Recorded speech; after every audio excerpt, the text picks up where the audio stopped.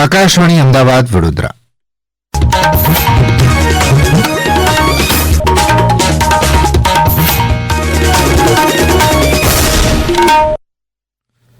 પ્રાદેશિક સમાચાર જયેશ વેગડા વાંચે છે. સૌપ્રથમ મુખ્ય સમાચાર. કેન્દ્રીય ગૃહમંત્રી અમિત શાહે અમદાવાદ ખાતેથી 651 કરોડની 37 વિકાસ યોજનાઓનું લોકાર્પણ અને ખાતમુહૂર્ત કરાવ્યું. આજે ગુજરાત યુનિવર્સિટીના 73મા વાર્ષિક પદવીદાન સમારોહમાં ભૂતપૂર્વ ઉપરાષ્ટ્રપતિ એમ વેંકૈયા નાયડુ મુખ્ય અતિથિ તરીકે ઉપસ્થિત રહેશે. અમદાવાદમાં નરોડા બાપુનગરની કર્મચારી રાજ્ય વીમા નિગમ ESIC હોસ્પિટલ ખાતે ટૂંક સમયમાં મેડિકલ કોલેજ શરૂ થશે. દીવ પાસેના અહેમદપુર માંડવી ખાતે આજથી 3 દિવસના બીચ ફેસ્ટિવલનો પ્રારંભ થશે.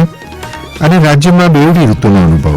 લઘુત્તમ 10 ડિગ્રી સેલ્સિયસથી વધુ અને મહત્તમ 30 ડિગ્રી તાપમાન નોંધાયું. સમાચાર વિગતવાર. કેન્દ્રીય ગૃહમંત્રી અમિત શાહે ગઈકાલે અમદાવાદ ખાતેથી અંદાજિત 651 કરોડના કુલ 37 પ્રજાલક્ષી પ્રકલ્પોનું લોકાર્પણ અને ખાતમુહૂર્ત કરાવ્યું હતું. અમદાવાદ પૂર્વ, અમદાવાદ પશ્ચિમ અને ગાંધીનગર લોકસભા વિસ્તારમાં અમદાવાદ મ્યુનિસિપલ કોર્પોરેશનના 95 કરોડના 10 વિકાસ કામોનું લોકાર્પણ તથા 556 કરોડના 27 વિકાસ કાર્યોનું ખાતમુહૂર્ત થયું હતું. શ્રી શાહે સુરતમાં કેન્સર હોસ્પિટલ અને સેનિટોરિયમનું લોકાર્પણ કર્યું હતું. સુરતના કાર્યક્રમ અગાઉ તેમણે અમદાવાદમાં હિન્દુ આધ્યાત્મિક અને સેવા સંસ્થા દ્વારા યોજાયેલા હિન્દુ આધ્યાત્મિક સેવા મેળાનો પ્રારંભ કરાવ્યો હતો. આજે રાજ્યપાલ આચાર્ય દેવવ્રતના અધ્યક્ષ સ્થાને ગુજરાત યુનિવર્સિટીનો 73મો વાર્ષિક પદવીદાન સમારોહ યોજાશે. આ પ્રસંગે ભૂતપૂર્વ ઉપરાષ્ટ્રપતિ એમ વેંકૈયા નાયડુ મુખ્ય અતિથિ તરીકે દીક્ષાંત પ્રવચન આપશે, જ્યારે રાજ્યના આરોગ્યમંત્રી ઋષિકેશ પટેલ અતિથિ વિશેષ તરીકે ઉપસ્થિત રહેશે. યુનિવર્સિટીના અટલ કલામ બિલ્ડિંગ ખાતે સવારે 11:30 વાગે આયોજિત આ સમારોહમાં 46,000થી વધુ વિદ્યાર્થીઓને ડિગ્રી એનાયત કરવામાં આવશે, જેમાં સૌથી વધુ 23,927 વિદ્યાર્થી વાણિજ્ય વિદ્યાશાખાના છે. વિવિધ વિષયો અને ફેકલ્ટીમાં શ્રેષ્ઠ દેખાવ બદલ 260 વિદ્યાર્થીઓને ચંદ્રકો એનાયત કરવામાં આવશે.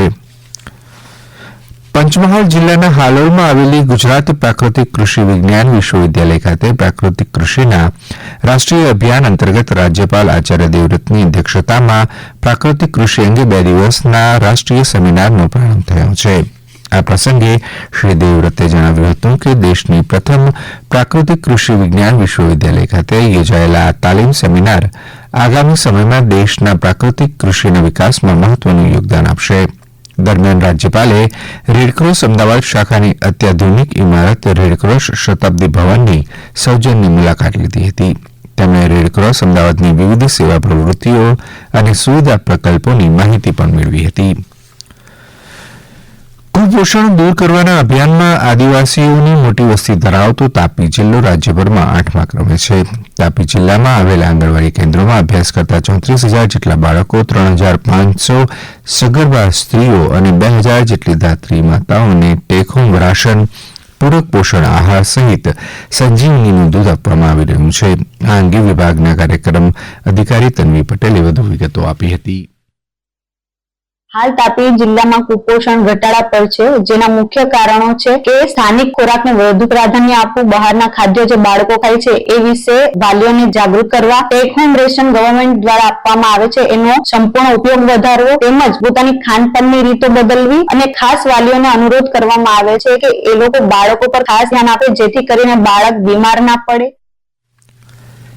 અમદાવાદમાં નરોડા બાપુનગરની કર્મચારી રાજ્ય વીમા નિગમ ESIC હોસ્પિટલ ખાતે ટૂંક સમયમાં મેડિકલ કોલેજ શરૂ કરવામાં આવશે.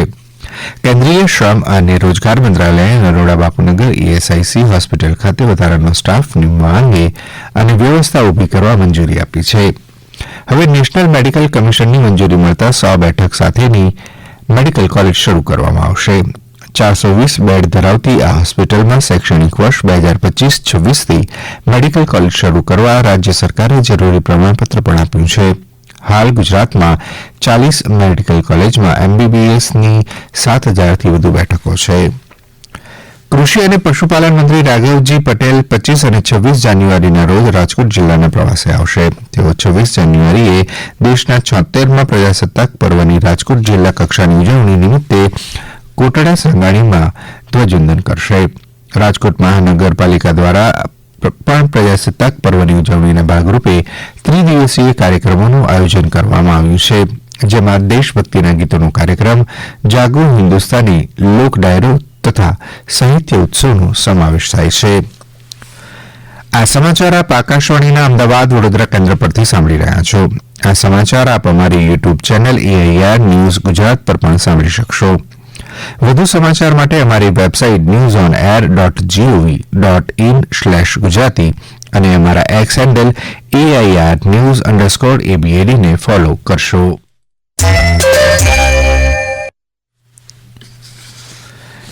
દીવ પાસેના અહેમદપુર માંડવી ખાતે આજથી 3 દિવસના બીચ ફેસ્ટિવલનો શુભારંભ થશે. માંડવી દરિયા કિનારાનો વિકાસ થાય અને પ્રવાસીઓને ફરવા માટેનું નવું સ્થળ મળે તે માટે ગુજરાત પ્રવાસન નિગમ અને જિલ્લા વહીવટીતંત્ર દ્વારા બીચ ફેસ્ટિવલનું આયોજન કરવામાં આવ્યું છે. જિલ્લા કલેક્ટર દિગ્વિજયસિંહ જાડેજાએ ગઈકાલે બીચની મુલાકાત લઈને વિવિધ તૈયારીઓનું પૂર્વ નિરીક્ષણ કર્યું હતું. ફેસ્ટિવલમાં રંગારંગ સંસ્કૃતિ પ્રવૃત્તિઓ રજૂ કરવામાં આવશે, સાંસ્કૃતિક કાર્યક્રમો પણ રજૂ કરવામાં આવશે અને વિવિધ થીમ પેવેલિયન તથા ખાણીપીણીના સ્ટોલ પણ ઊભા કરવામાં આવ્યા છે. દીવના સાઉદવાડી ગ્રામ પંચાયત તથા બુચરવાડા ગ્રામ પંચાયત ખાતે PM સૂર્ય ઘર મફત વીજળી યોજના અંતર્ગત લોકોને માર્ગદર્શન આપવામાં આવ્યું હતું. કેન્દ્ર શાસિત પ્રદેશ દીવની ગ્રામ પંચાયતોમાં લોકોની વીજ કંપનીના કર્મચારીઓ દ્વારા PM સૂર્ય ઘર યોજના હેઠળ વીજળીમાં સબસીડી તથા મફત તેમજ PM સૂર્ય ઘર યોજનાનો વધુને વધુ લાભ લેવા લોકોને આગ્રહ કર્યો હતો. આ અંગે વીજ કંપનીના કર્મચારીએ વધુ માહિતી આપી હતી. 1 કિલોવોટ તમે સોલાર લગાવો તો 30,000 સબસિડી મળે છે. 2 કિલોવોટ લગાવો તો બીજા 30,000 એટલે 60,000 સબસિડી મળે છે અને ત્રીજા કિલોવોટ પર 18,000 એટલે ટોટલ 78,000 સબસિડી કેન્દ્રીય તરફથી મળે છે અને બીજી 7,500 પર કિલોવોટ યુટી તરફથી મળે છે અને ટોટલ એ રીતના 3 કિલોવોટ પર 22,500 સબસિડી યુટી તરફથી અને 78,000 સબસિડી કેન્દ્રીય તરફથી મળે છે. તો આપણે એવો આગ્રહ રાખીએ કે સમસ્ત દીવની પ્રજા જેમ બને તેમ વહેલી તકે લગાવે. કેન્દ્રીય મંત્રી કુંવરજી બાવળિયાએ સૌરાષ્ટ્રની સૌની લિંક યોજના 1, 3 અને 4ને લગતી બાબતો અંગે સમીક્ષા બેઠક યોજી તેની ચર્ચા કરી હતી. આ બેઠકમાં રાજકોટ જિલ્લા પંચાયત હસ્તકની સિંચાઈની યોજનાઓ, અન્ય નવીનીકરણ અને રિપેરિંગ સહિતના મુદ્દે ચર્ચા કરવામાં આવી હતી. શ્રી બાવળિયાએ વધુ માહિતી આ મુજબ આપી હતી. સિંચાઈના પાણી માટેની ખેડૂતોની માંગણી આવે અને જે ડેમોમાં પાણી છે ત્યાં જે પ્રમાણે ખેડૂતોની માંગણી આવે એ પ્રમાણે ડેમની અંદર રહેલું પાણી અને પીવાના પાણી માટે અનામત કેટલું રિઝર્વેશન છે એને ધ્યાનમાં રાખીને સિંચાઈનું પાણી આપવું. જિલ્લા પંચાયત હસ્તકની સિંચાઈની યોજના હોય, સ્ટેટ હસ્તકની સિંચાઈની યોજના હોય, એ યોજનાઓમાં પણ કોઈ કઈ રિનોવેશન નવીનીકરણ કરવાનું થતું હોય, નાના મોટા ચેકડેમ રિપેર કરવાના હોય, એ અંગેનું મારા બધા સૌરાષ્ટ્ર ઝોનના અધિકારીઓ સાથે મિટિંગ કરી. રાજ્યમાં છેલ્લા 2 દિવસથી બેવડી ઋતુનો અનુભવ થઈ રહ્યો છે. રાજ્યમાં વિવિધ શહેરોમાં લઘુત્તમ તાપમાન 10 ડિગ્રી સેલ્સિયસથી વધુ, જ્યારે મહત્તમ તાપમાન 30 ડિગ્રી સેલ્સિયસની આજુબાજુ રહેવાથી લોકોને મિશ્ર ઋતુનો અનુભવ થઈ રહ્યો છે. સવારે ઠંડી અને બપોરમાં ગરમી એમ બંને ઋતુનો અનુભવ થઈ રહ્યો છે. રાજ્યમાં 9.8 ડિગ્રી સેલ્સિયસ તાપમાન સાથે નલિયા સૌથી ઠંડુ શહેર રહ્યું હતું, જ્યારે ગાંધીનગરમાં 11.8 ડિગ્રી, રાજકોટમાં 12.1, ભુજ 13.4, ડીસા 13.9, અમદાવાદ 14.2 ડિગ્રી સેલ્સિયસ તાપમાન નોંધાયું હતું. દરમિયાન હવામાન વિભાગે આગામી 24 કલાક દરમિયાન અમદાવાદમાં 14 ડિગ્રી સેલ્સિયસ તાપમાન રહેવાની શક્યતા વ્યક્ત કરી છે.